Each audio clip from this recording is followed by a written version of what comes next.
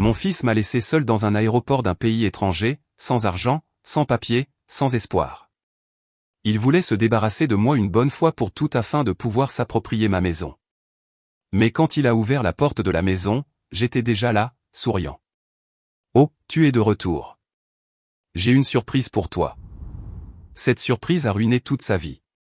Avant de continuer, veuillez vous abonner à la chaîne et écrire dans les commentaires l'heure qu'il est là où vous vous trouvez. Je suis revenu des toilettes pour les trouver blottis l'un contre l'autre comme des conspirateurs. Rodney et Cora, les têtes penchées, chuchotaient avec une urgence qui a cessé au moment où je me suis approché. Ils se sont écartés brusquement comme si je les avais surpris à faire quelque chose de honteux. Tout va bien? Je me suis installé à mon siège à la porte 17, en les observant. Vous avez été bien silencieux ce matin. Rodney n'a pas levé les yeux de son téléphone. Ça va, juste fatigué du voyage. Le sourire de Cora était trop vif, trop soudain. On a juste hâte de rentrer à la maison. Hâte de dormir dans notre propre lit. Nous avions encore 90 minutes avant notre vol pour Seattle. La semaine à Puerto Vallarta avait été bonne. Plage, dîner, le genre de temps en famille que je pensais que nous avions perdu après le décès de la mère de Rodney. Mais quelque chose avait changé ce matin. L'air entre nous était lourd, anormal. J'ai regardé le pouce de Rodney faire défiler son écran sans rien lire. Cora tripotait sa carte d'embarquement, la pliant et la dépliant. Aucun d'eux ne me regardait.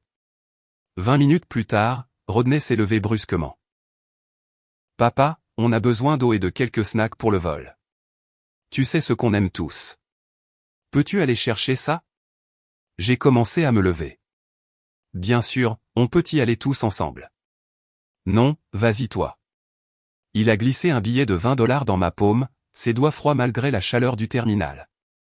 Je dois passer un appel professionnel, et Cora doit aller aux toilettes. Tiens, 20 $. L'insistance dans sa voix ne correspondait pas à la simplicité de la course. Il a reculé, créant une distance, ses yeux fixés quelque part par-dessus mon épaule. J'ai regardé Cora. Elle fixait déjà son téléphone. D'accord. J'ai pris l'argent, j'ai senti sa fraîcheur. Je reviens tout de suite. La boutique de l'aéroport était petite, nichée entre un bureau de change et un café. J'ai pris mon temps pour examiner les étagères. Rodney aimait l'eau importée chère, celle avec l'étiquette bleue. J'ai pris 3 bouteilles. Un mélange de fruits secs pour Cora. Elle voulait toujours celui avec des cranberries séchées, des barres protéinées pour moi. La file d'attente à la caisse avançait lentement. Une famille devant moi avait 2 enfants en pleurs et une poussette bloquant la moitié de l'allée. 12 minutes passèrent, peut-être 14. Je suis revenu vers la porte 17 avec le sac en plastique à la main. Les sièges étaient vides. Pas seulement vides, débarrassés. Pas de sac à dos, pas de veste, aucun signe que quelqu'un ait été assis au siège 14, 15 et 16. D'autres passagers occupaient maintenant différentes chaises, faisant défiler leur téléphone, lisant des magazines, inconscients. Le sac m'a glissé des doigts. J'ai arraché mon sac à dos de mon épaule, les mains tremblantes en ouvrant le compartiment principal. Ma chemise de rechange était là. Trousse de toilette, rien d'autre. La poche intérieure, où mon passeport restait toujours, vide. J'ai vérifié la poche latérale. Pas de téléphone. Compartiment avant, pas de portefeuille.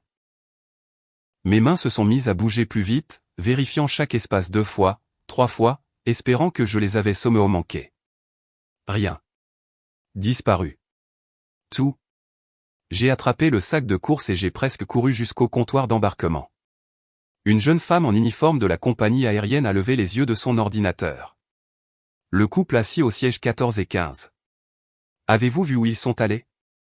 Elle a tapé quelque chose, ses yeux balayant son écran.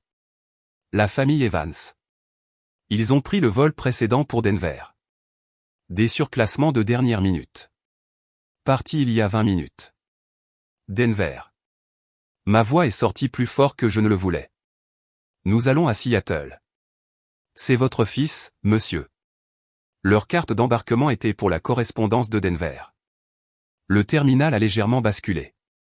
Denver, pas Seattle, pas la maison. Ont-ils laissé quelque chose?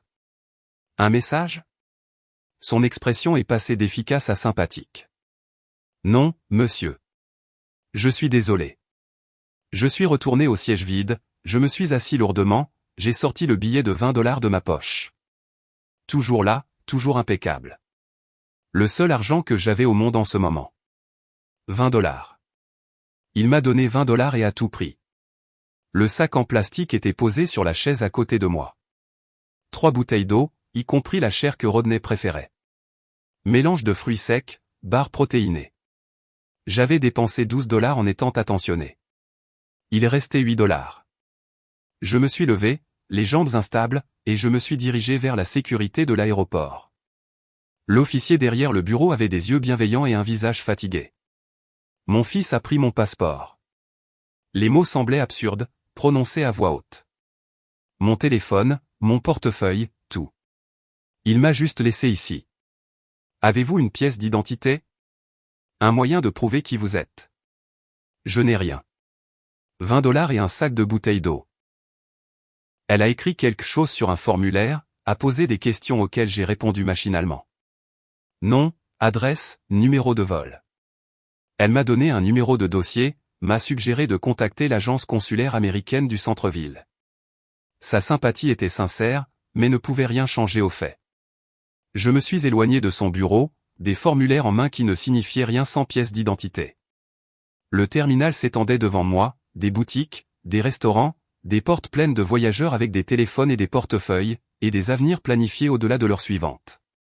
Je suis passé devant une famille qui embarquait, les parents guidant leurs enfants, tout le monde était là, chacun appartenant à quelque part. Mon reflet dans les immenses fenêtres montrait un homme seul. Le sac à dos pendait vide d'une épaule. Le sac en plastique se balançait de mon autre main. Derrière mon reflet, des avions décollaient, s'élevant dans un ciel bleu sans nuages, leurs moteurs rugissant, promesse de destination et d'arrivée. L'un d'eux transportait mon fils. Je suis resté là, les regardant monter et disparaître alors que quelque chose de dur et de froid s'installait dans ma poitrine, là où la confiance vivait autrefois. Les bruits du terminal se sont estompés. Annonces, bagages roulants, conversation. Tout ce que j'entendais était le silence et la question à laquelle je ne pouvais pas répondre. Pourquoi? J'ai pris une grande inspiration. Une autre. Le choc s'est dissipé lentement comme un brouillard révélant le terrain en dessous. Coincé. Oui. Impuissant. Non. L'homme d'affaires en moi, dormant ces dernières années depuis ma retraite, s'est réveillé. D'abord l'identification. Ensuite l'argent. Enfin la maison. J'ai créé une liste mentale comme je le faisais avant les réunions du conseil d'administration. Le bureau d'information m'a dirigé vers l'agence consulaire américaine. J'y ai marché 20 minutes à travers des rues où les touristes marchandaient des bijoux en argent et les habitants vendaient des fruits sur des charrettes. Le bureau était petit, efficace, avec le drapeau américain au mur.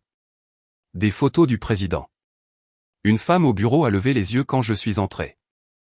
Racontez-moi ce qui s'est passé, monsieur Evans. Commencez par le début. Son nom était Patricia Henderson.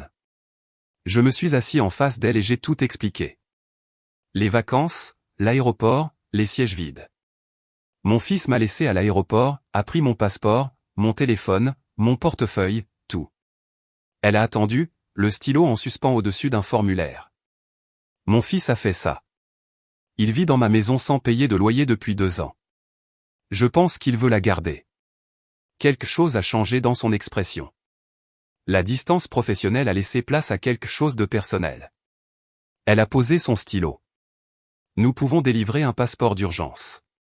3 jours ouvrables minimum. Il faut un rapport de police et un paiement de 135 $. J'ai vidé mes poches sur son bureau. 8 $, des pièces mexicaines, un reçu de petit déjeuner d'il y a 3 jours, le billet de 20 $. Patricia s'est excusée, est revenue 10 minutes plus tard avec des papiers et des nouvelles. Le paiement était différé jusqu'à mon retour. Un fonds d'aide d'urgence aiderait pour les besoins immédiats. Je le rembourserai. Elle pouvait le voir, a-t-elle dit. 28 ans à faire ce travail lui avait appris à reconnaître ceux qui le feraient et ceux qui ne le feraient pas. Vous n'êtes pas brisé, dit-elle en faisant glisser les formulaires sur le bureau. Vous êtes en colère. Les gens en colère retrouvent leur chemin. À l'extérieur du bureau consulaire, je me suis assis sur un banc, les formulaires à la main. Une femme s'est approchée, Maria du bureau d'information de l'aéroport. J'ai reconnu son visage. Vous avez de la famille à appeler? Des amis? Mon fils était ma famille. J'ai des voisins, mais aucun moyen de les joindre. Elle a hoché la tête lentement. Parfois, les personnes les plus proches de nous sont les plus éloignées. Mon père, une histoire similaire, des détails différents, la même trahison. Comment ça s'est terminé pour lui? Il a survécu, a construit quelque chose de nouveau. Vous le ferez aussi. Elle m'a conduit à une auberge de jeunesse dans sa vieille Honda. 15 $ par nuit. Propre, sûr. Elle a refusé les 2 $ que je lui ai offerts pour l'essence. Son père aussi avait été abandonné une fois, a-t-elle dit. Certaines trahisons sont plus profondes que d'autres. La chambre de l'auberge contenait 6 lits superposés et sentait l'air salin et la lessive. J'ai pris le lit du bas dans le coin.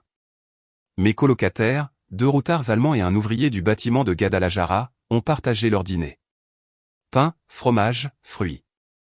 La jeune fille m'a prêté son téléphone. J'ai composé mon numéro de domicile. Ça a sonné. Pas de réponse. J'ai réessayé 1 heure plus tard. Encore une fois, toujours pas de réponse. Où était Rodney? 2e jour. J'ai marché jusqu'au poste de police du centre-ville. L'officier a pris ma déposition par l'intermédiaire d'un traducteur. Passeport volé, téléphone volé, portefeuille volé par mon fils. Les sourcils de l'officier se sont levés à ce dernier détail. Votre fils, il vit avec vous? Dans ma maison. Oui, je le laisse y rester. Et vous croyez que c'était prémédité? Les billets pour Denver au lieu de Seattle? Le timing, le surclassement de dernière minute? Oui, c'était prémédité. Il a tapé lentement, a imprimé le rapport, l'a tamponné et me l'a remis avec un regard qui disait qu'il était désolé, mais que cela ne ramènerait rien. Cette nuit-là, allongé sur le lit de l'auberge, le ventilateur de plafond produisant son rythme régulier, le souvenir a refait surface. Le mois dernier, Rodney me rendait visite plus souvent que d'habitude, se montrant serviable, attentionné. Puis, papa, on devrait mettre à jour ta directive médicale, juste au cas où quelque chose arriverait. Un simple formulaire, il suffit de signer ici. Le document était sur l'écran de son ordinateur portable. J'ai signé avec la tablette de signature électronique, lui faisant entièrement confiance. Je n'ai jamais vu de copie imprimée. Je n'ai jamais remis cela en question. La prise de conscience m'a frappé comme de l'eau froide. Ce n'était pas une directive médicale. Je me suis redressé, surprenant le routard allemand dans le lit d'en face. Que avais-je signé? Une procuration? Un transfert de propriété? Les possibilités tourbillonnaient dans mon esprit, chacune pire que la précédente. 3e jour, j'ai arpenté les rues de Puerto Vallarta. Pas en touriste, mais de manière déterminée, méthodique. Mon esprit travaillait sur le problème comme il le faisait autrefois sur les affaires. Que veut Rodney? La maison. Que pense Rodney? Que je suis coincé ici. Quel est son calendrier? Au moins une semaine avant qu'il ne s'attende à mon retour. C'était mon avantage. La surprise. Patricia m'a remis le passeport d'urgence à midi. Mince, temporaire, mais officiel. Elle m'a également donné une enveloppe, 600 $ en espèces du fonds d'aide d'urgence. Remboursez quand vous pourrez. J'ai trouvé un cybercafé. 1 $ pour 30 minutes. Seattle direct, 420 $. Je l'ai réservé pour le lendemain matin. Le vol de Rodney passait par Denver. Il avait mentionné des réunions là-bas. 2 jours, peut-être 3. Je le devancerai d'au moins 3 jours à la maison. De retour à l'auberge, j'ai fait ma propre liste. Tout documenté. Changer les serrures. Trouver ce papier que j'ai signé. Prendre un avocat. Faire en sorte que Rodney s'explique en face à face. Pas de vengeance. La justice, il y a une différence. La jeune Allemande m'a demandé si j'allais bien. J'étais allongé sur mon lit, fixant le plafond, l'air probablement sombre. Peut-être qu'il ne veut pas savoir. A-t-elle dit, en parlant de Rodney qui ne répondait pas à mes appels. C'est sur ça que je compte. Il pense que je suis coincé ici. Il a tort. Le lendemain matin, j'ai embarqué sur le vol pour Seattle. Classe économique, siège du milieu, entre une mère avec un bébé endormi et un adolescent avec des écouteurs. Mon passeport d'urgence reposait dans la poche de ma chemise, 165 $ dans ma chaussette. L'avion a roulé sur la piste. Par le petit hublot, Puerto Vallarta rétrécissait sous nous. Plage, hôtel, l'aéroport où tout a changé. Les roues ont quitté le sol. Je n'ai pas regardé en arrière. Mon esprit était déjà à Seattle, déjà à ma porte d'entrée, planifiant déjà l'expression de mon visage quand Rodney entrerait et trouverait son père qui l'attendait. Le signal de la ceinture de sécurité s'est éteint. L'hôtesse de l'air a commencé le service des boissons. De l'eau, s'il vous plaît. Gratuit. Économisez chaque dollar. 3h40 jusqu'à Seattle. Rodney ne savait pas que j'arrivais. Les roues ont heurté le béton de la piste avec ce bruit sourd qui vous dit que vous êtes à la maison. L'avion a basculé pendant que nous freinions, les moteurs rugissant en sens inverse. Par la fenêtre, j'ai vu Seattle. Des nuages de pluie sombre, des collines verdoyantes, les bâtiments familiers de l'aéroport. La maison. Mais la maison était différente maintenant. Pas un refuge, un champ de bataille. J'ai attendu que les autres passagers prennent leurs bagages dans les compartiments supérieurs, se bousculant vers la sortie. Patient, méthodique. J'avais le temps. Rodney ne savait pas que j'arrivais. La conductrice du VTC avait un désodorisant des Seahawks accroché à son rétroviseur. Une jeune femme, probablement 25 ans, bavarde au début jusqu'à ce qu'elle sente que la conversation ne m'intéressait pas. Elle s'est arrêtée devant la maison 47 minutes plus tard. Je l'ai regardée depuis la banquette arrière. Une maison de style artisanal bleu pâle, avec des garnitures blanches, le porche que j'avais reconstruit il y a 5 ans, le jardin attendant les plantations de printemps, 850 000 $ de biens immobiliers, le travail de ma vie, ma sécurité. Rodney y vivait sans payer de loyer et voulait tout prendre. J'ai payé les 47 $ de la course, ajouté 3 pour le pourboire, une générosité calculée, et je l'ai remercié. Je suis resté sur le trottoir avec mon sac à dos presque vide, regardant ma propre maison comme si je la voyais pour la première fois. Haleton, je me suis retourné. Daniel Kowalski est sorti de la maison voisine, ses cheveux blancs captant la lumière de l'après-midi, ses lunettes de lecture relevées sur son front. Il portait un cardigan malgré le temps doux. Tu es de retour en avance. Il s'est approché de moi, son expression passant par la surprise, la confusion, l'inquiétude. Où est Rodney? Est-ce que tout va bien? Les questions sont venues rapidement. Daniel vivait à côté depuis 12 ans. Professeur d'histoire à la retraite, observateur de profession et de nature. Il savait quand quelque chose n'allait pas. J'ai décidé rapidement. Un voisin observateur était presque aussi bon qu'un ami. Ils sont revenus plus tôt. Vol différent. J'ai eu quelques retards. Vol différent? Ses sourcils se sont haussés. Ça semble étrange pour des vacances en famille. Raconte-moi ce que tu as vu.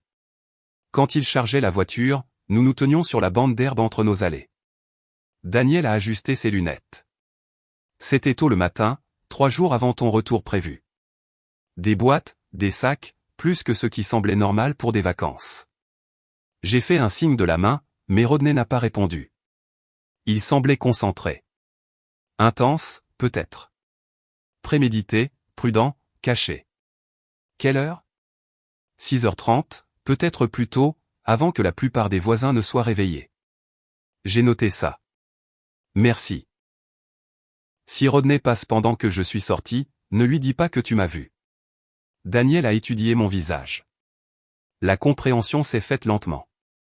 Je ne t'ai pas vu. Tu es toujours au Mexique, pour autant que je sache.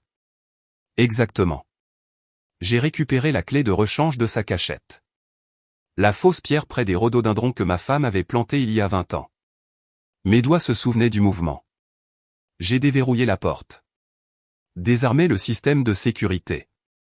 Le code n'avait pas changé, ce qui signifiait que Rodney ne s'attendait à aucune interférence. Je suis entré. La maison sentait le renfermé. Fermé, non aéré. J'ai traversé les pièces à une vitesse croissante. Le salon, la grande horloge, absente du coin où elle se tenait depuis 30 ans. La salle à manger, l'argenterie avait disparu du vaisselier, laissant des trous comme des dents manquantes. Ma chambre, la boîte à bijoux que ma femme m'avait laissée, vidée de ses bagues et bracelets. Le bureau, ma montre Omega, une pièce de collection d'une valeur de $2800, n'était pas dans son boîtier. L'appareil photo Leica vintage, absent de son étagère. Chaque objet manquant était un petit vol. Ensemble, ils formaient un schéma. Rodney ne m'avait pas seulement abandonné. Il m'avait d'abord volé. Mon bureau occupait la véranda aménagée. Le bureau faisait face à la fenêtre donnant sur le jardin. Sur le bureau, parfaitement centré, se trouvait un dossier en manille. Je l'ai ouvert. Des documents juridiques, des sceaux officiels, des tampons de notaire. La première page indiquait « Acte de donation » en caractères gras. J'ai parcouru rapidement. Adresse de la propriété, la mienne. Donateur, Alton Evans. Donataire, Rodney Evans. Contrepartie, amour et affection. Date, il y a 4 semaines. Ma signature en bas. Attesté, notarié. Mes mains ne tremblaient pas. Elles auraient dû. Au lieu de cela, elles étaient stables, froides. La colère n'était plus brûlante. Elle était gelée, assez tranchante pour couper. Je suis retourné dehors. Daniel arrosait ses plantes, mais je pouvais dire qu'il attendait. Puis-je emprunter ton téléphone ? Il me l'a tendu sans poser de questions. J'ai tout photographié. Chaque espace vide où se trouvaient des objets de valeur, chaque trou sur les étagères, le boîtier de montre ouvert, l'appareil photo manquant, le tiroir du bureau, l'acte de donation sous tous les angles. Preuve, j'ai appris ça dans les affaires. Tout documenté. Ne rien supposer. Ne faire confiance à personne. Daniel est resté sur son porche pendant que je travaillais. Quand je lui ai rendu son téléphone, il a demandé « Alton, si tu as besoin de quoi que ce soit, s'il y a des problèmes. » Il y a des problèmes, mais je m'en occupe. De nouveau à l'intérieur, j'ai décroché le téléphone fixe. Il fonctionnait toujours. J'ai appelé ma banque. C'est Alton Evans. Compte se terminant par 7743. Je dois vérifier qu'il n'y a pas eu d'activité inhabituelle. Question de sécurité. Nom de jeune fille de ma mère. Première voiture.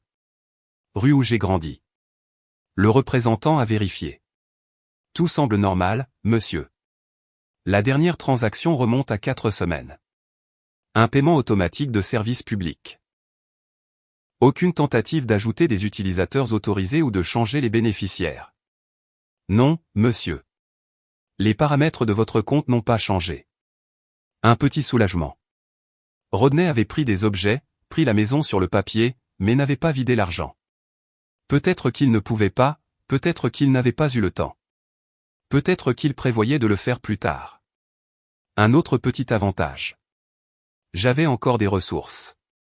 Je me suis assis à mon bureau, l'acte de donation devant moi, et je me suis souvenu. Il y a un mois, un mardi, Rodney avait apporté le déjeuner, des sandwichs de l'épicerie que j'aimais. Nous avons mangé, parlé, ri de choses sans importance. Puis, papa, j'ai mis à jour certains documents pour toi. Procuration médicale, testament de vie, ce genre de choses. Tu devrais les relire et signer, juste pour être à jour. Son ordinateur portable était déjà ouvert. Documents à l'écran. Tablette de signature connectée. J'ai signé électroniquement, en toute confiance. Je n'ai jamais vu de copie imprimée. Je n'ai jamais remis en question ce que cela disait réellement. Ce mardi-là, ce sandwich, cette signature, c'est là que j'ai tout perdu. Je me tenais seul dans mon salon alors que l'obscurité s'installait dehors, parlant à la maison vide. Tu pensais que je serais coincé. Tu pensais que je serais parti assez longtemps pour que tu puisses établir ta possession. Mon reflet me fixait depuis la fenêtre assombrie. Tu t'es trompé. La lumière du matin est entrée par la fenêtre et de la cuisine, traversant la table où j'étais assis avec un café instantané dans une tasse ébréchée. La liste que j'avais faite la veille était devant moi, des éléments barrés, de nouveaux ajoutés, des priorités entourées 2 fois. En haut de la liste, avocat. J'avais passé la soirée précédente sur l'ordinateur portable emprunté à Daniel, à chercher 3 avocats spécialisés en droit immobilier au centre-ville, tous expérimentés dans les litiges de propriété. Le nom de Margaret Chen apparaissait le plus souvent dans les issues de cas réussis. À 8 heures précises, j'ai composé le numéro de son cabinet. Une réceptionniste a répondu, professionnelle et expérimentée. J'ai demandé une consultation, en précisant que c'était urgent. Elle a commencé à proposer des dates la semaine suivante. Mon fils a volé ma maison. J'ai le document. J'ai besoin d'aide aujourd'hui. Silence au bout du fil. Puis, un instant, s'il vous plaît. 30 secondes ont passé. Une voix différente s'est fait entendre. Ici Margaret Chen. Dites-moi ce qui s'est passé. Je lui ai donné la version condensée, en insistant sur les faits clés. Elle a posé 3 questions. Le document est-il notarié? Oui. Votre signature est-elle authentique? Oui. Saviez-vous ce que vous signez? Non. Venez à 11 heures. Apportez le document et toute pièce d'identité que vous avez. Je me suis préparé pour la réunion comme pour une présentation professionnelle. J'ai tout rassemblé. L'acte de donation, le passeport d'urgence, les relevés bancaires, les photos des objets volés, la déclaration écrite de Daniel sur le fait d'avoir vu Rodney charger des marchandises. Organisé chronologiquement dans un dossier en manille. Habillé avec soin, chemise repassée, pantalon, veste. L'apparence comptait. Les gens jugent la crédibilité sur la présentation. Son bureau était au centre-ville, au 20e étage. Vue d'angle sur le Puget Sound. Margaret Chen était plus petite que je ne l'imaginais, peut-être un M60, précise dans ses mouvements et son discours. Des cheveux noirs striés de gris, tirés en arrière sévèrement. Le bureau sentait le papier et le tonneur d'imprimante. Des livres de droit tapissaient 2 murs. Elle m'a fait signe de m'asseoir sur une chaise en face de son bureau, en cuir usé, façonné par d'innombrables clients avec d'innombrables problèmes. Je me suis assis, j'ai posé l'acte de donation sur son bureau comme une preuve à un procès. Elle a mis ses lunettes de lecture, a commencé à l'examiner. Son expression n'a pas changé, mais son stylo bougeait plus vite, prenant des notes. 5 minutes plus tard, elle a levé les yeux. C'est un acte de donation correctement exécuté. Le sceau du notaire est légitime. Le langage est standard. Votre signature semble authentique. L'est-elle? J'ai hoché la tête. Alors légalement, à la date de ce document, votre fils est propriétaire de votre maison. Les mots ont frappé comme des coups physiques. Cependant, et ce mot avait du poids. Si vous pouvez prouver que vous avez été trompé sur la nature du document, nous pouvons plaider la fraude. Elle a fait pivoter son écran d'ordinateur vers moi. L'acte de donation remplissait l'écran, agrandi. Racontez-moi la signature. Qu'est-ce que votre fils vous a dit exactement? Il a dit que c'était une mise à jour de mes directives médicales. Une procuration si je devenais invalide. C'était logique. J'ai 63 ans. Avez-vous lu le document avant de signer? C'était sur l'écran de son ordinateur portable. En petits caractères. Il l'a fait défiler rapidement. Il a dit que c'était du langage standard. Et vous n'avez jamais reçu de copie signée? Jamais. J'ai supposé que c'était classé avec ses dossiers pour les urgences. Son stylo a volé sur le bloc-notes. C'est notre angle. Fausse déclaration sur le contenu du document. Dissimulation de la vraie nature. Et elle a fait des copies de tout, a rendu les originaux, a scanné l'acte, a agrandi la section du notaire. Cela a été fait avec soin, de manière professionnelle, préméditée. Elle a pointé des détails sur l'écran. Le nom du notaire est visible ici. Je vais devoir l'interroger. Elle a tapé des notes rapidement. Cela va coûter de l'argent. Une avance, des frais de justice, peut-être des témoins experts. Êtes-vous prêt pour ça? J'ai vendu une entreprise il y a 3 ans. J'ai des ressources. Cela vaut chaque dollar. Combien cela coûtera-t-il? Des chiffres réalistes. Avance aujourd'hui. 5 000. Si ça va jusqu'au procès, 20 à 40 000 de plus. Peut-être plus s'il se bat avec acharnement. Je n'ai pas hésité. Je vais faire le chèque. Quelles sont nos chances? Si nous pouvons prouver la tromperie, 60/40e en votre faveur. Peut-être mieux avec l'abandon à l'aéroport qui ajoute du contexte. Mais la fraude est difficile à prouver. Je ne vais pas abandonner ma maison. Je ne pensais pas que vous le feriez. C'est pourquoi j'ai libéré mon emploi du temps. Le poste de police a suivi. Commissariat de l'Est. L'après-midi. Lumière fluorescente, linoléum usé, chaises en métal. J'ai déposé une plainte officielle. Vol de biens à l'aéroport.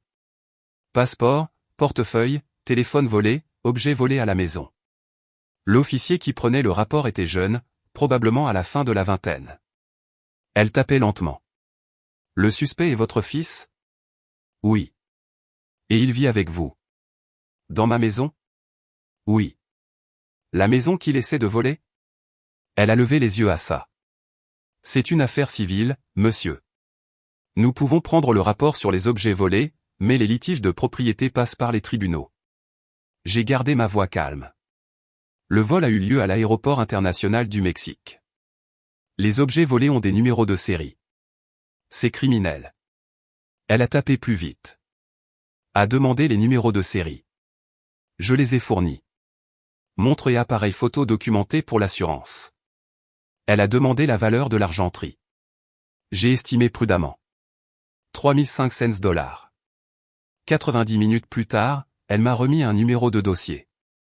Quelqu'un fera un suivi, a-t-elle dit, son ton suggérant que je ne devais pas retenir mon souffle. De retour au bureau de Margaret, je l'ai regardé travailler, taper rapidement, imprimer, signer, rassembler des documents. Motion en annulation de l'acte de donation pour fraude et influence indue.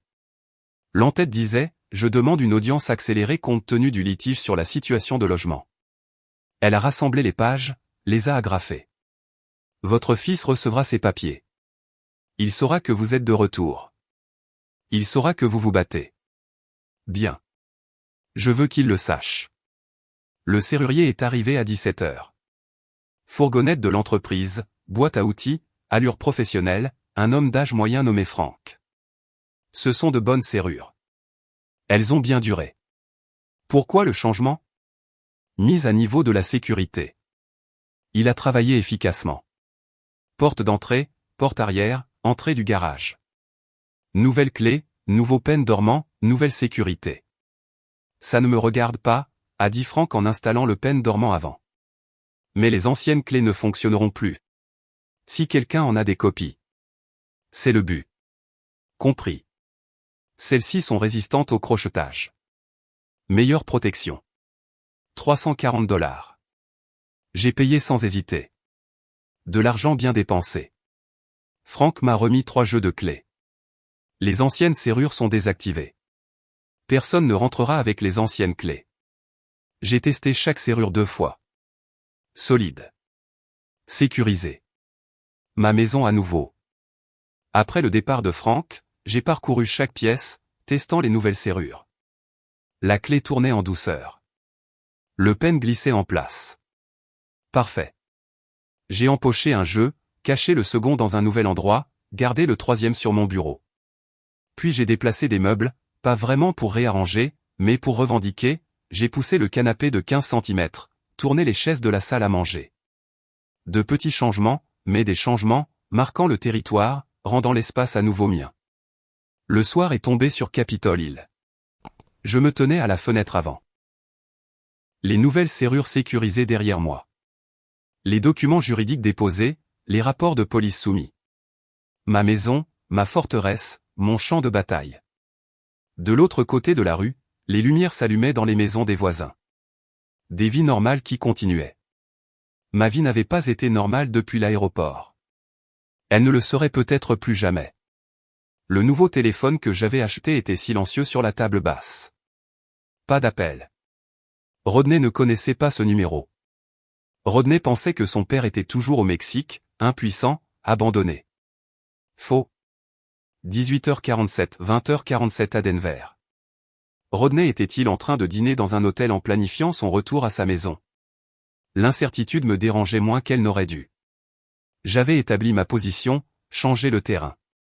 Quand Rodney reviendrait, tout serait différent. Je suis allé à la cuisine, j'ai ouvert le réfrigérateur, vide à l'exception de condiments et de les périmés. Demain, je ferai les courses, je remplirai les stocks, je vivrai. Ce soir, du café instantané et du pain congelé feraient l'affaire. J'ai ramené une autre tasse à la fenêtre. La rue était calme. Aucune voiture n'approchait. Pas encore. J'ai siroté mon café, j'ai regardé et j'ai attendu la confrontation que je savais imminente. 2 jours ont passé. Je les ai passés à me préparer. Documents organisés sur la table basse, nouvelles clés dans ma poche, téléphone chargé, application d'enregistrement testée et prête. Je me déplaçais dans la maison comme un général inspectant ses fortifications, vérifiant les fenêtres, testant les serrures, revendiquant le territoire. En fin d'après-midi du 2e jour, j'ai entendu une portière de voiture claquer dehors. Je me suis dirigé vers la fenêtre, j'ai écarté le rideau d'1 centimètre. La Honda Accord argentée de Rodney était dans mon allée. Il se tenait à côté, fixant la maison. Même de l'intérieur, je pouvais voir la confusion poindre sur son visage. Cora est sortie du côté passager, a regardé vers la porte d'entrée, a murmuré quelque chose que je n'ai pas pu entendre. J'ai laissé retomber le rideau, j'ai compté jusqu'à 5, j'ai attendu la sonnette ou un coup à la porte. Au lieu de cela, j'ai entendu une clé gratter dans la serrure. 1 fois, 2 fois, 3 fois, plus fort. L'ancienne clé, inutile maintenant. Rodney a juré à voix basse.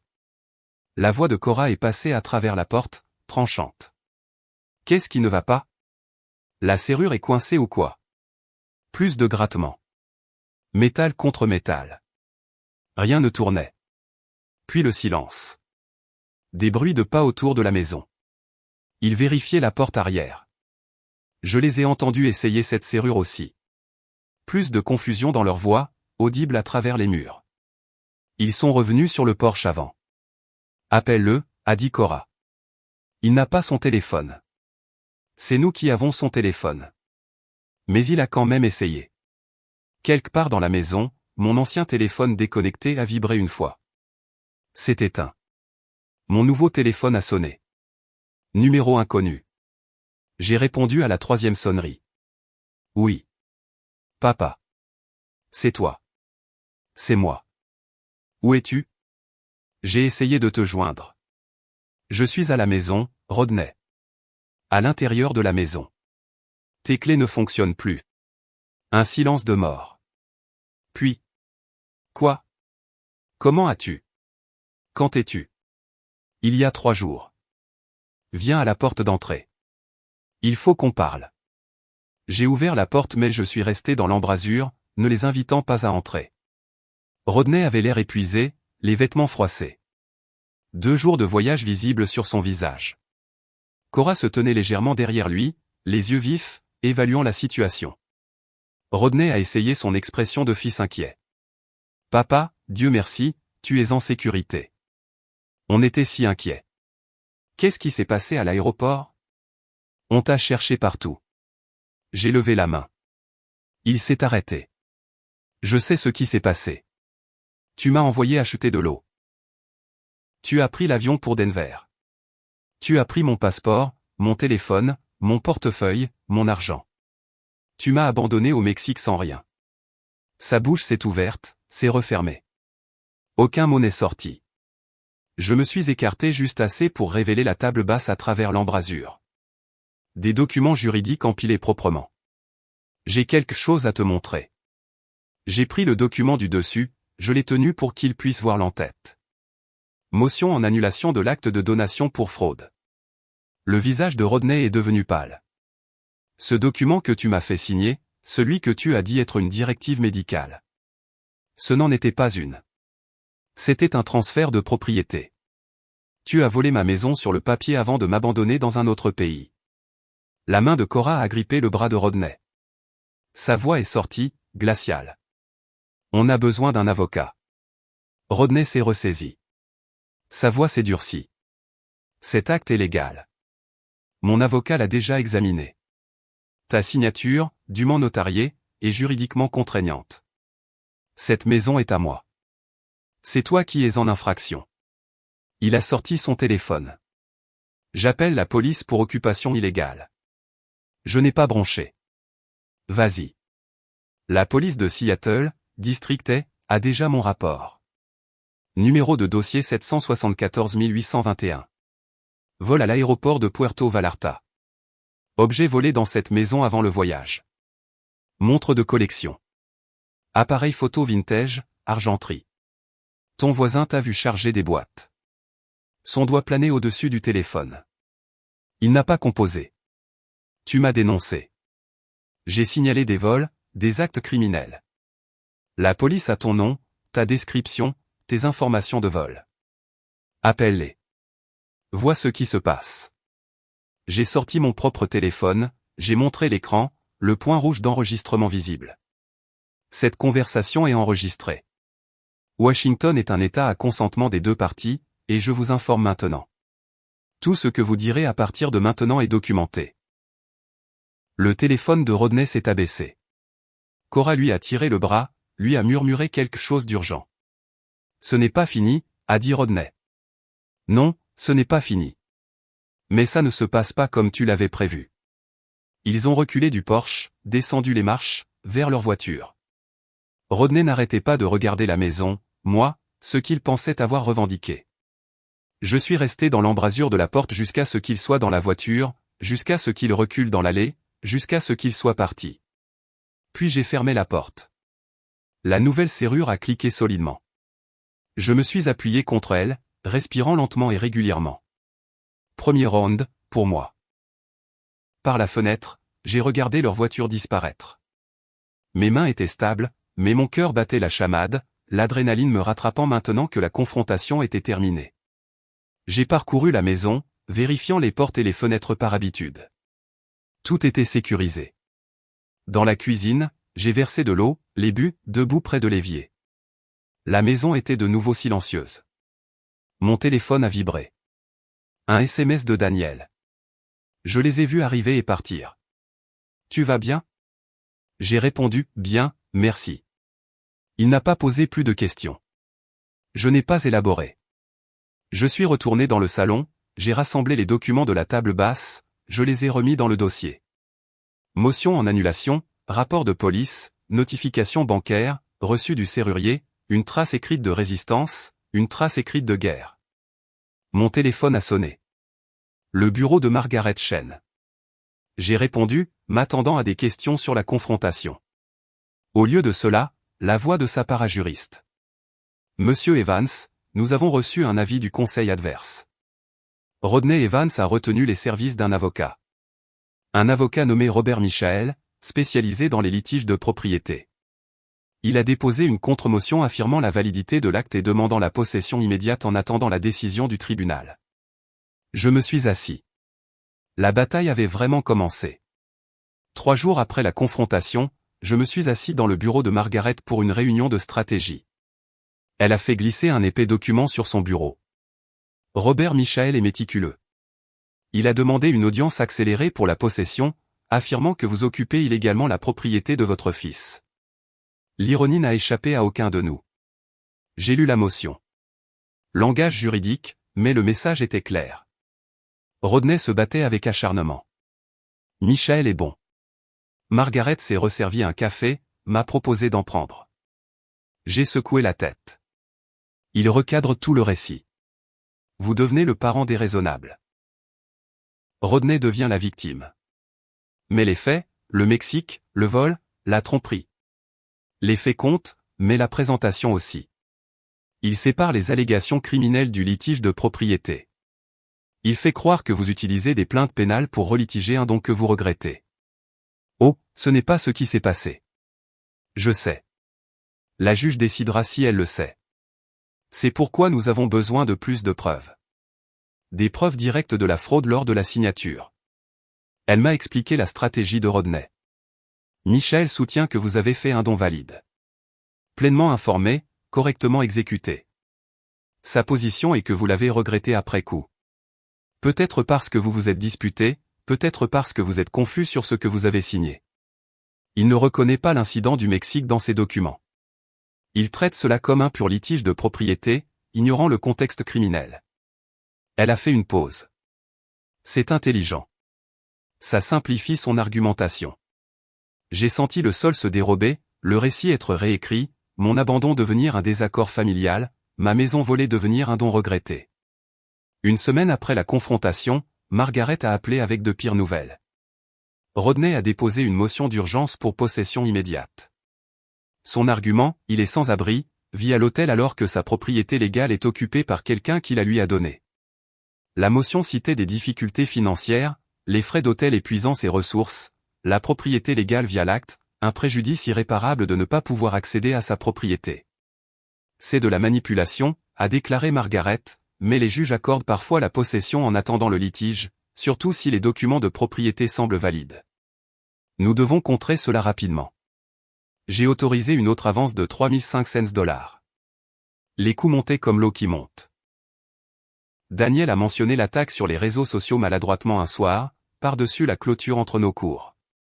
Alton, je n'y crois pas, mais les gens en parlent en ligne. Ta belle-fille a publié quelque chose. Je n'avais pas de compte sur les réseaux sociaux. Daniel me l'a montré sur son téléphone. La publication de Cora, soigneusement formulée, le cœur brisé. Le père de mon mari nous a donné sa maison, puis il a changé d'avis et nous a mis dehors. Nous sommes sans abri alors qu'il vit dans notre propriété légale. La famille ne devrait pas traiter la famille de cette façon. Commentaire en dessous. Des dizaines, partagés entre soutien et suspicion. Quelques amis de mon passé demandaient ce qui se passait. Ma vie privée envahie. Ma réputation attaquée. Dois-je répondre? Expliquez, ai-je demandé à Daniel. Parlez d'abord à votre avocat. Tout ce que vous direz publiquement pourrait être utilisé au tribunal. Alors je reste silencieux pendant qu'elle ment. Parfois, le silence est plus fort que la dispute. Les gens qui comptent attendront la vérité. 2 semaines après le début de la bataille juridique, Margaret a programmé une discussion financière. Elle a étalé les projections de dépenses sur son bureau. Avance initiale, $5,000. Frais de dépôt supplémentaires et découverte, $3,500 déjà dépensés. Si cela va jusqu'au procès, déposition, témoins experts, temps de tribunal, nous envisageons un total de $40,000 à $60,000. Peut-être plus si Michael fait traîner les choses. Elle a croisé mon regard. Je veux que vous compreniez ce à quoi vous vous engagez. C'est de l'argent d'hypothèque, de l'argent d'épargne retraite. Rodney parie que vous préférerez un accord plutôt que de payer ses coûts. J'ai regardé les chiffres. La vente de mon entreprise avait rapporté assez. Mais voir mes économies se vider faisait mal d'une manière différente de ce à quoi je m'attendais. Et si je conclus un accord, que je lui donne quelque chose pour qu'il s'en aille? Ça dépend de ce que vous offrez. Mais un accord récompense le vol. Et Rodney sent le sang maintenant. Il pourrait exiger des conditions déraisonnables. Alors, se battre ou se rendre? Ce sont les options dans n'importe quelle guerre. J'ai rencontré ma conseillère financière, Patricia, qui gérait mes placements de retraite depuis 8 ans. Elle a fait des calculs, m'a montré des scénarios. $50,000 sur 6 mois, durable. $80,000 sur 1 an, dommageable mais pas destructeur. La question, a-t-elle dit prudemment, est de savoir si gagner en vaut le coup, même si vous gardez la maison. Je n'ai pas répondu immédiatement. Plus tard, seul. J'ai pensé, oui, ça en vaut la peine. Robert Michael a appelé 2 semaines plus tard. Première tentative de règlement. Monsieur Evans, j'appelle pour voir si nous pouvons résoudre cela sans un long litige. Mon client est prêt à vous louer la propriété à un taux raisonnable jusqu'à ce que vous trouviez un autre logement.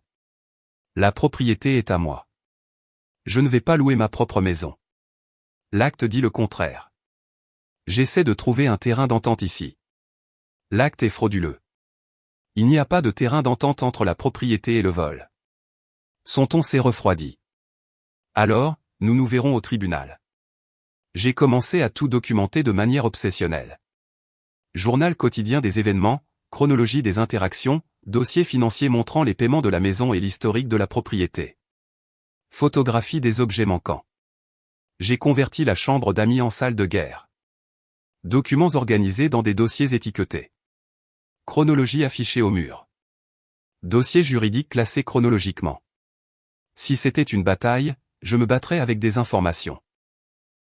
2 semaines après le début de cette phase, je me suis assis dans mon salon, entouré de documents juridiques, de relevés bancaires montrant l'avance épuisée, des projections de coûts de Margaret, des contre-motions de Rodney, des attaques de Cora sur les réseaux sociaux.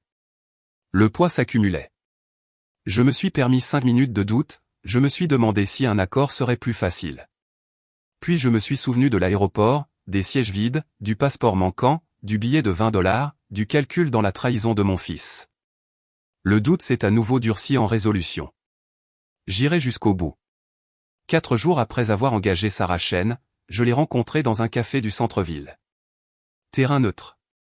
Sa préférence pour les discussions sur les premières conclusions. Elle est arrivée avec une tablette et un dossier en manille. A commandé un café noir. N'a pas perdu de temps. Votre fils se noie, a-t-elle dit sans préambule. 47 000 $ de dette de carte de crédit sur 6 cartes. Plafond atteint, 3 en recouvrement, une menaçant de poursuite. Il esquive les appels depuis des mois. Elle a ouvert la tablette, m'a montré des feuilles de calcul. Le rouge dominait l'écran, en retard, recouvrement en souffrance. Ça a commencé il y a 18 mois. Inflation du style de vie, dîner coûteux, achat de créateurs, vacances dont Cora a parlé l'année dernière. Les revenus ne pouvaient pas supporter les dépenses. Elle a glissé vers un autre écran. Puis la spirale de la dette, les paiements minimums manqués, les intérêts composés, les transferts de soldes à des taux prédateurs. Il y a 6 mois, un créancier a déposé une intention de poursuivre. C'est probablement à ce moment-là qu'il a commencé à planifier ça. Elle m'a regardé directement. La maison n'était pas de la cupidité. C'était du désespoir. Alors, il a pris ma maison pour payer ses dettes. A essayé. Le timing des vacances, vous laissant coincé, c'était pour établir la possession avant que vous ne puissiez intervenir. Mais je suis revenu plus tôt. La meilleure décision que vous ayez prise. Une semaine de plus et il aurait changé les serrures. Emménager. Revendiquer la possession adversative pendant que vous étiez coincé au Mexique. Sarah a produit plus de preuves. Des emails de 3 agents immobiliers différents. Tous contactés en février. Objet sur les 3, demande d'évaluation de propriété. Il a envoyé votre adresse. A décrit la maison. A demandé une analyse de marché. Elle m'a montré les réponses. Estimation de 830 000 $. 865 000 $. 840 000 $. Moyenne de 845 000 $. Il magasinait votre maison tout en y vivant, avant que vous ne signiez quoi que ce soit, avant le Mexique.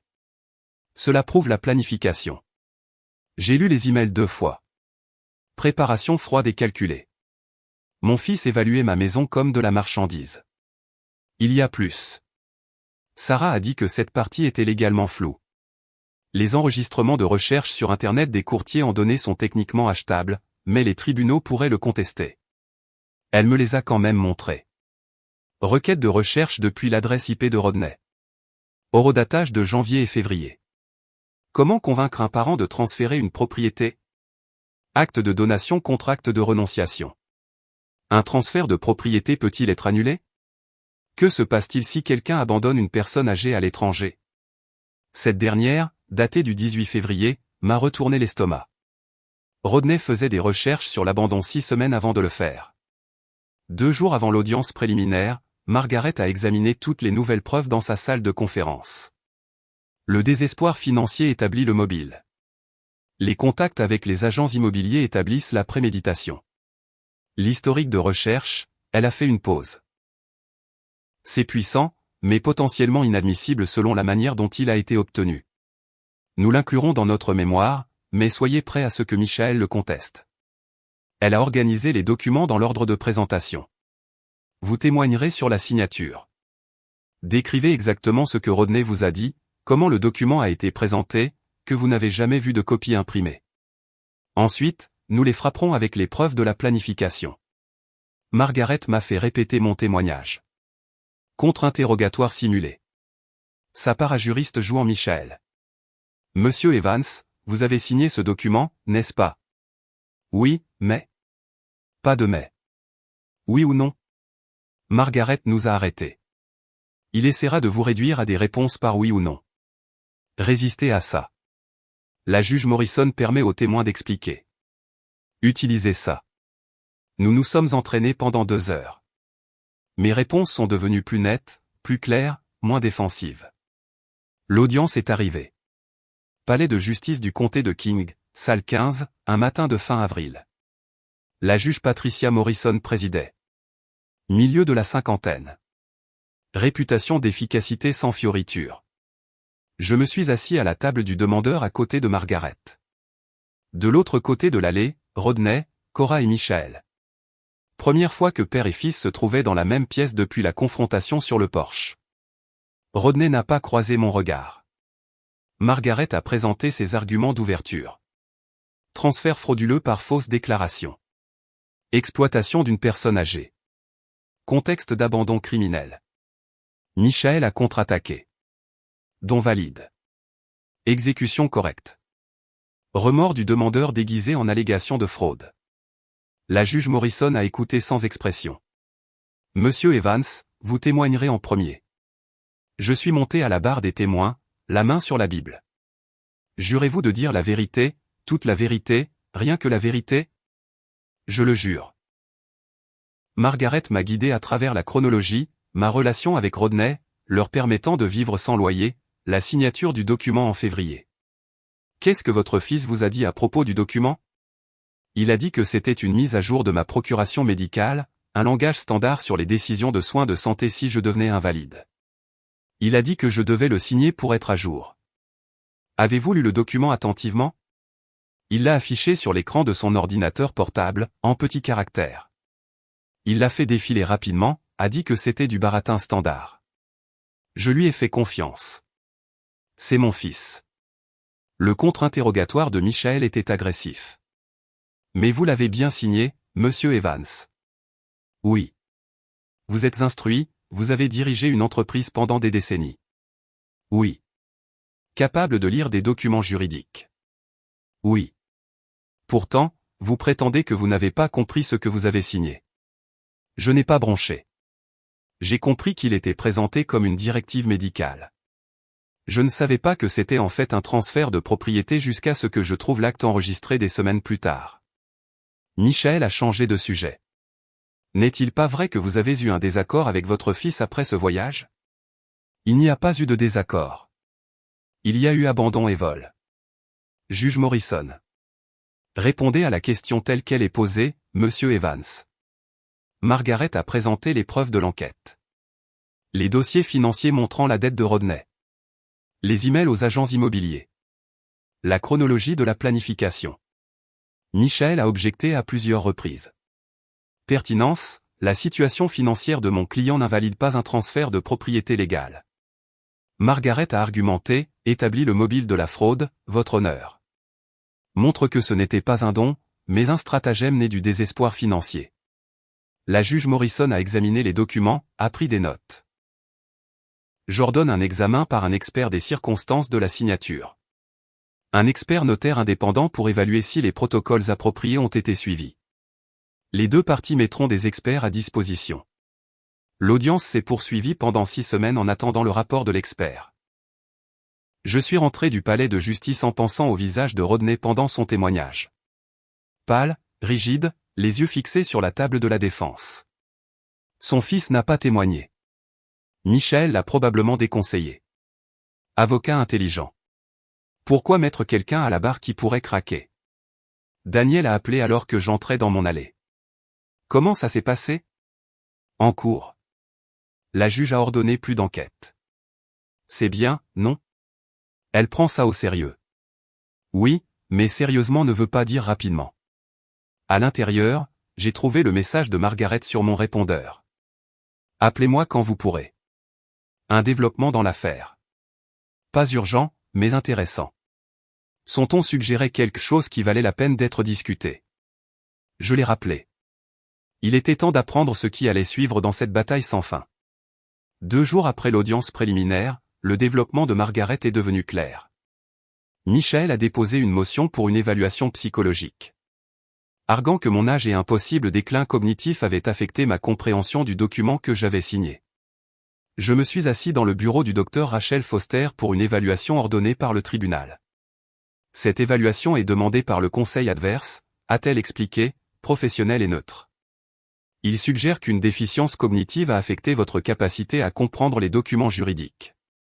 Je vais évaluer la mémoire, la compréhension et la capacité de prise de décision. Les résultats iront aux 2 avocats et au tribunal. J'ai compris l'implication. L'avocat de Rodney me qualifiait de mentalement inapte. Commençons par quelques exercices de mémoire. 2 heures de test. Rappel de la mémoire à court terme. Mémoriser une liste de mots. Répéter. Mémoire à long terme. Décrire ma carrière professionnelle. Événements importants de la vie. Traitement cognitif. Résoudre des énigmes. Identifier des modèles. Je vais vous lire une liste de 10 mots. Essayez de vous en souvenir du plus grand nombre possible après avoir entendu la liste. Hôpital, télévision, rideau, fleurs, enveloppe, trottoir, piano, tonnerre, panier, miroir. C'est tous les 10 dans l'ordre. Excellent rappel. Maintenant, parlez-moi d'une décision importante que vous avez prise au cours des 5 dernières années. J'ai fourni une chronologie détaillée. La vente de mon entreprise. Une entreprise de fourniture d'équipements que j'avais bâtie sur 30 ans. J'avais des offres de 3 acheteurs. J'ai évalué chacune en fonction du prix, des conditions et de ce qui arriverait à mes employés.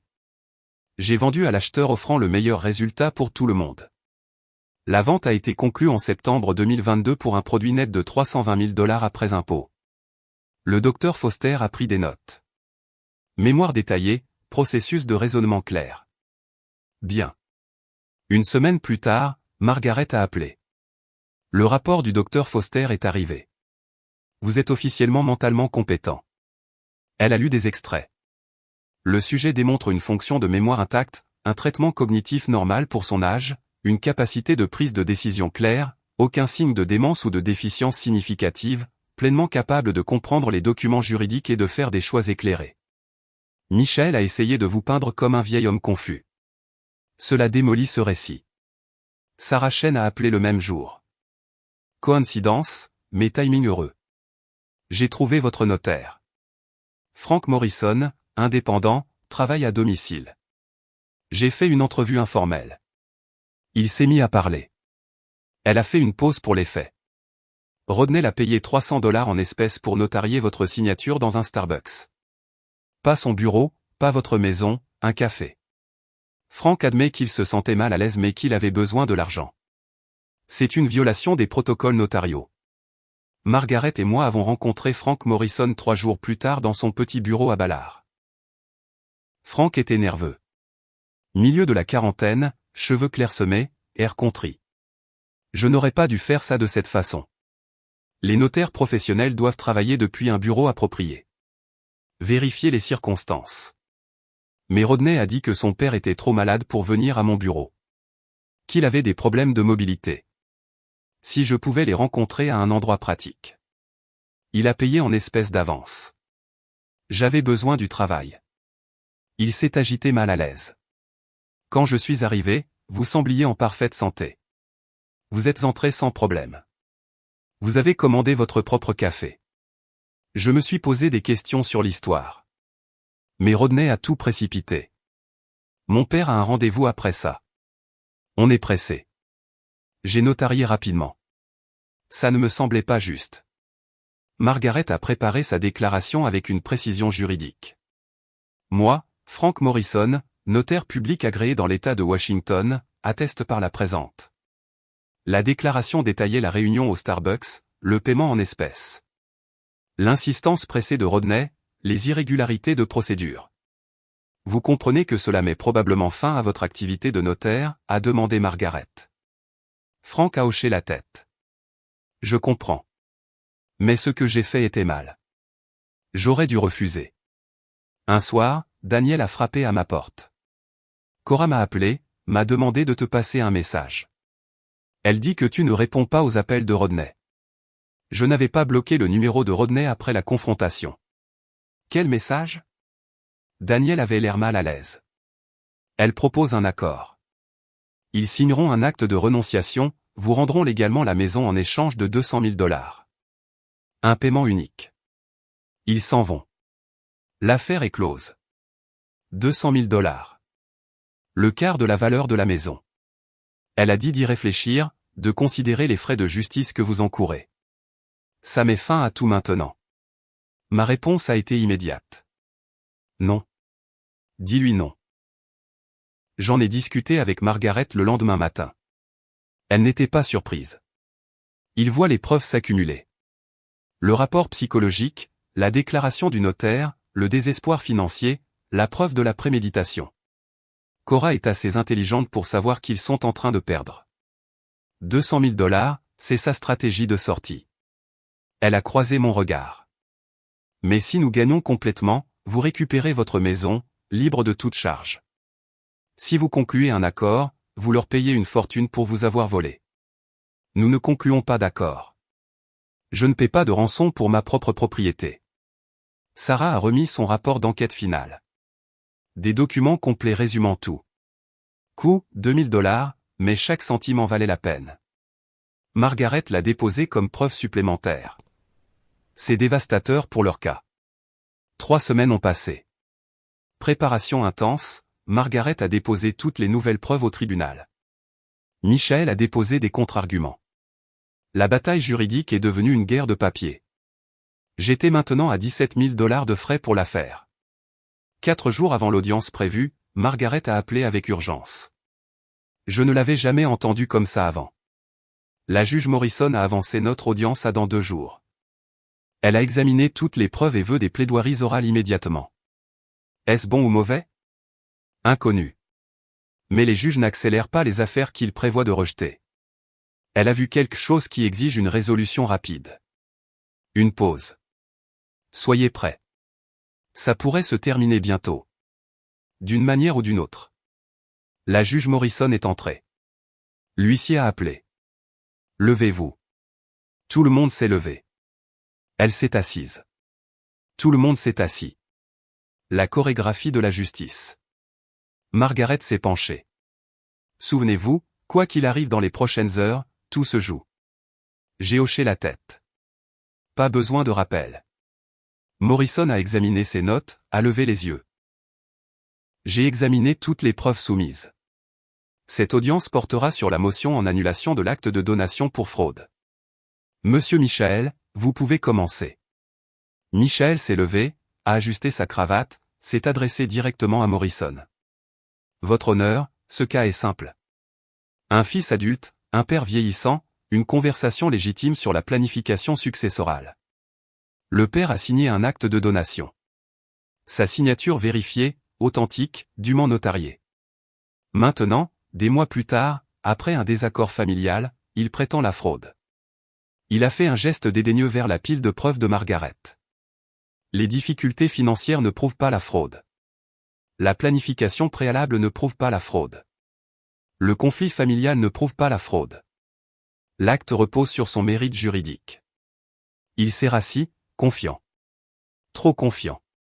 Margaret s'est levée, a pris la déclaration de Frank Morrison. Votre honneur, la déclaration sous serment du notaire détaille des violations de procédure qui invalident la notarisation. La signature a eu lieu dans un Starbucks, pas dans un bureau approprié. Monsieur Morrison a été payé 300 $ en espèces, inhabituel pour des services coûtant généralement 25 $. On lui a dit que Monsieur Evans avait des problèmes de mobilité et ne pouvait pas se déplacer. Manifestement faux. Elle a pris un autre document. Le défendeur a contacté 3 agents immobiliers avant les vacances, demandant des évaluations de propriété.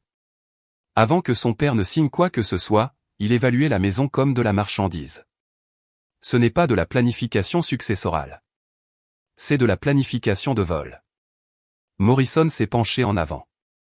Monsieur Michael, comment expliquez-vous que votre client ait payé 12 fois les frais de notaire normaux pour des services dans un lieu inhabituel? Michael s'est levé. Peut-être voulait-il s'adapter à l'emploi du temps de son père, votre honneur. Les frais reflètent la commodité. L'expression de Morrison montrait du scepticisme. Et les fausses déclarations sur les problèmes de mobilité? Michael a hésité. Je devrais confirmer ces allégations avec mon client. Morrison s'est tourné vers Margaret. Mademoiselle Chen, la fraude est une norme difficile. La prépondérance des preuves exige de montrer que Monsieur Evans a été activement trompé sur le contenu du document. Pouvez-vous satisfaire à cette charge? Margaret a hoché la tête. Le notaire témoignera que Monsieur Evans n'a jamais été informé de la véritable nature du document. Le défendeur a précipité le processus, a contrôlé la présentation, n'a jamais fourni de copie signée pour examen. Michael a appelé Rodney à la barre. Un coup risqué, mais nécessaire pour contrer mon récit. Sous interrogatoire direct, Rodney a maintenu son histoire. J'ai montré le document à mon père, j'ai expliqué que c'était pour transférer la maison. Il a compris. Il voulait que j'aie de la sécurité. Le contre-interrogatoire de Margaret était chirurgical. Vous avez dit au notaire que votre père avait des problèmes de mobilité. J'ai dit qu'il préférait ne pas se déplacer ce jour-là. Avait-il des problèmes de mobilité? Pas exactement, mais... Oui ou non? Non. Vous avez payé $300 en espèces pour la notarisation. Je voulais assurer un service de qualité. Avez-vous dit à votre père que le document était une procuration médicale? Rodney a fait une pause trop longue. J'ai peut-être mentionné la planification médicale dans la conversation. Peut-être où l'avez-vous fait? Cela faisait partie d'une discussion plus large. Vous ne répondez pas à la question, monsieur Evans. J'ai regardé le visage de mon fils, j'ai vu les indices, la main touchant le nez quand il hésitait, les yeux se tournant vers Michael quand on lui posait des questions directes, la voix montant sur la défensive. Il mentait sous serment, et mal. Morrison a décrété une brève suspension. Margaret a reçu un appel téléphonique, a demandé la permission de s'approcher du banc, a parlé doucement avec Morrison et Michael. Elle est revenue vers moi. La police a exécuté un mandat de perquisition sur un box de stockage loué au nom de Rodney. Ils ont trouvé votre montre, votre appareil photo, votre argenterie. Tout ce que vous avez déclaré volé. Validation et colère simultanément. Preuve physique.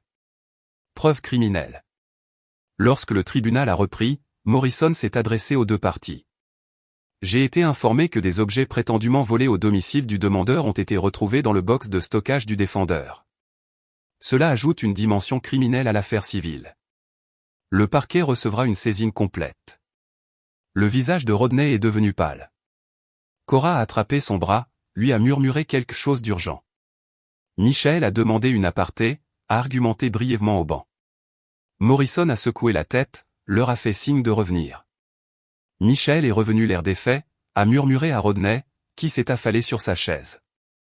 Je connaissais cette posture, l'effondrement de quelqu'un dont le dernier espoir venait de s'évaporer. Morrison a rendu son jugement sans pause dramatique. Sur la base des preuves présentées, ce tribunal conclut par prépondérance des preuves que l'acte de donation a été obtenu par fausse déclaration frauduleuse. La notarisation a violé les protocoles standards. Le témoignage du défendeur contenait des incohérences matérielles. Elle a fait une pause. Le schéma de préméditation combiné à l'abandon ultérieur au Mexique et au vol de biens établit un stratagème intentionnel plutôt qu'un don légitime. L'acte est par la présente déclaré nul et non avenu. Le titre de propriété reste au demandeur Alton Evans. Tous les biens volés doivent être restitués dans les 48 heures. Je renvoie les affaires pénales au bureau du procureur du comté de King pour d'éventuelles poursuites. Le marteau est tombé. Affaire jugée. Je suis rentré chez moi sous le soleil de l'après-midi. La maison était de nouveau à moi, légalement, officiellement, définitivement. Je me suis garé dans l'allée, je suis resté assis dans la voiture un instant. La même maison que j'avais retrouvée des semaines plus tôt après le Mexique, mais différente maintenant. Vengée, protégée. La mienne. Je suis sorti, j'ai marché jusqu'à la porte d'entrée, j'ai inséré ma clé. La nouvelle clé que Rodney ne pouvait pas utiliser. Je l'ai tournée. Je suis entré. La maison sentait bon la maison. Pas de triomphe, juste la maison. Par la fenêtre, j'ai vu la lumière du Porsche de Daniel allumée. J'y suis allé, j'ai frappé. Daniel a ouvert, a vu mon visage, a compris immédiatement.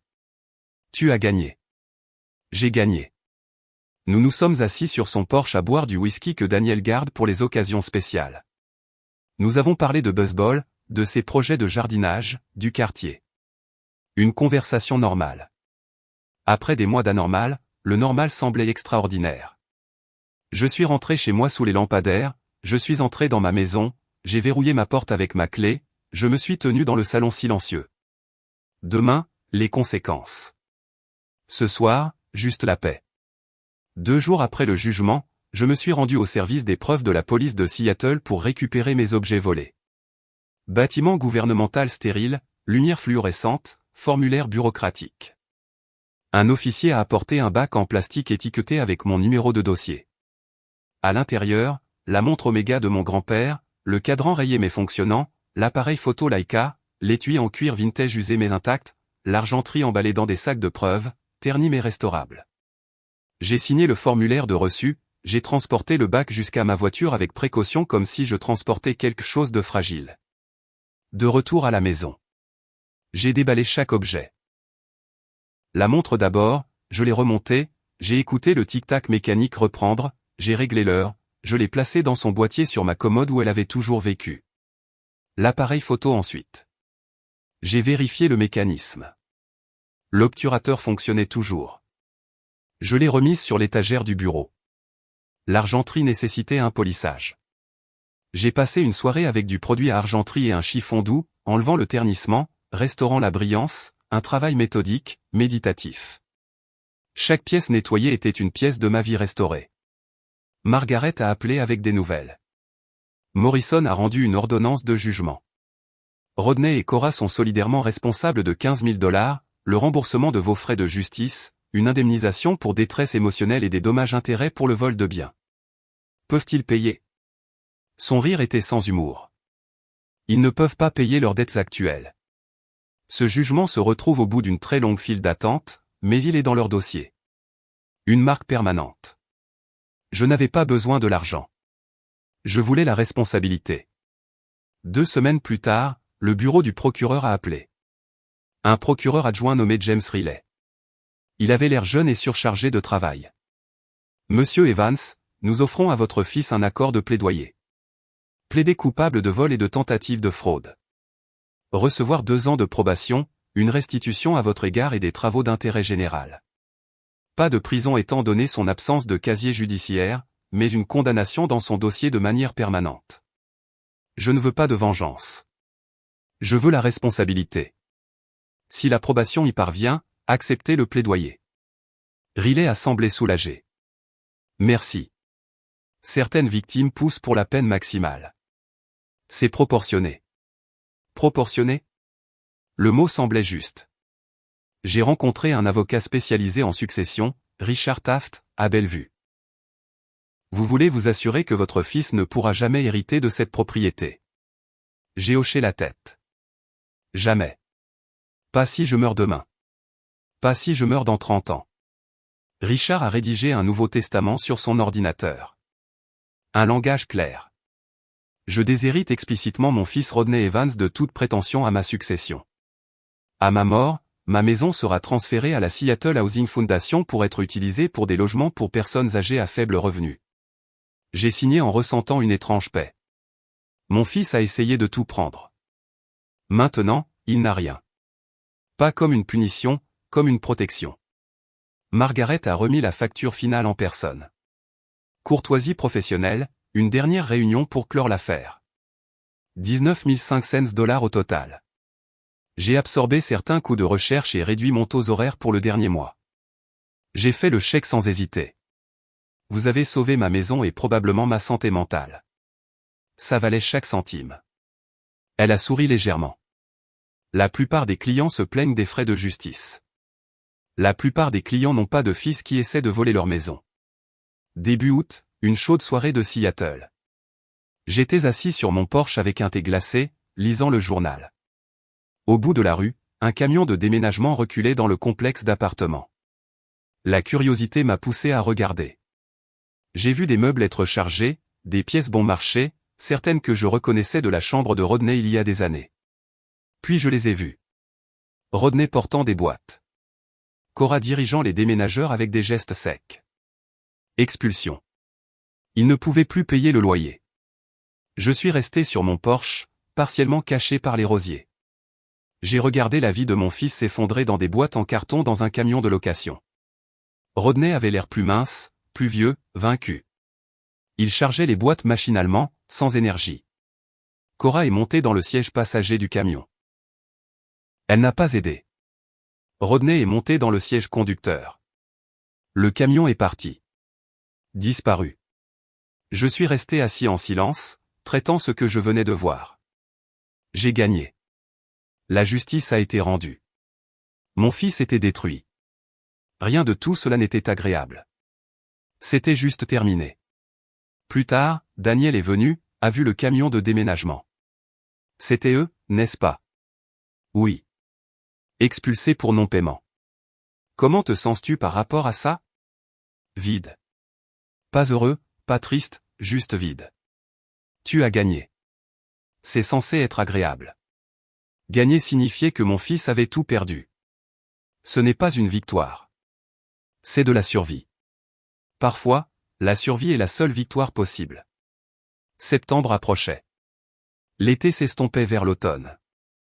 Ma maison se tenait solide sur ses fondations de Capitol Hill. Ma maison, légalement et émotionnellement.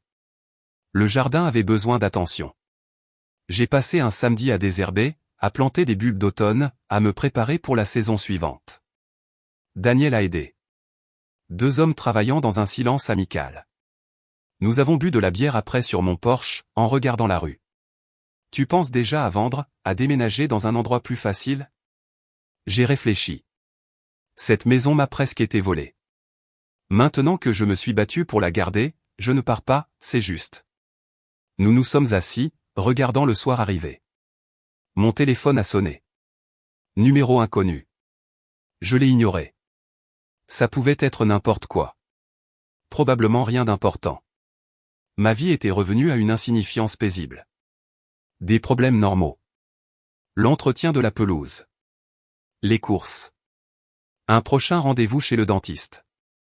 Pas d'avocat, pas de tribunaux, pas de trahison. Juste la vie. La vie ordinaire et précieuse que j'ai défendue. Le téléphone a cessé de sonner. La rue est restée calme. La maison se tenait là. Je suis resté sur mon porche, dans ma maison, entouré de la simple victoire d'avoir survécu à la cupidité de quelqu'un d'autre. La justice n'est pas toujours satisfaisante, mais elle est toujours nécessaire. Je l'ai appris ces derniers mois. Je l'ai appris à grands frais, financièrement, émotionnellement, familièrement. Est-ce que ça en valait la peine? J'ai regardé ma maison, la peinture bleu pâle, les garnitures blanches, le porche que j'ai reconstruit, le jardin que j'entretiens, ma maison, ma vie, mes conditions. Oui, ça en valait la peine. Chaque dollar, chaque stress, chaque moment douloureux, parce que certaines choses ne peuvent pas être chiffrées. Certaines choses doivent être défendues. Et certaines victoires, même quand elles font mal, sont toujours des victoires qui valent la peine d'être remportées. Si vous aimez cette histoire, veuillez aimer cette vidéo. Abonnez-vous à la chaîne et partagez vos impressions sur cette histoire dans les commentaires. Pour écouter l'histoire suivante, cliquez sur la case de gauche. Merci d'avoir regardé.